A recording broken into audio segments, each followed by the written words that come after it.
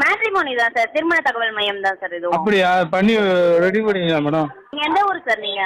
நான் வந்து மதுரை மேடம். அது உங்க நேம்ங்க? கல்யாணராமன். என்ன வயசுங்க ஆகுது? 48. என்ன படிச்சிருக்கீங்க? 6ஆப்பு மேடம். எங்க வேலை பாக்குறீங்க?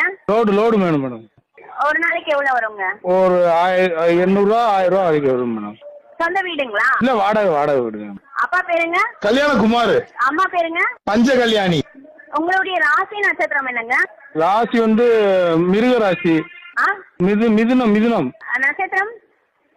நட்சத்திரம் என்னன்னு தெரியலையே, அது என் ஒய்ஃப்கிட்ட தான் கேட்கணும். யார்கிட்ட? ஒய்ஃபு கிட்ட.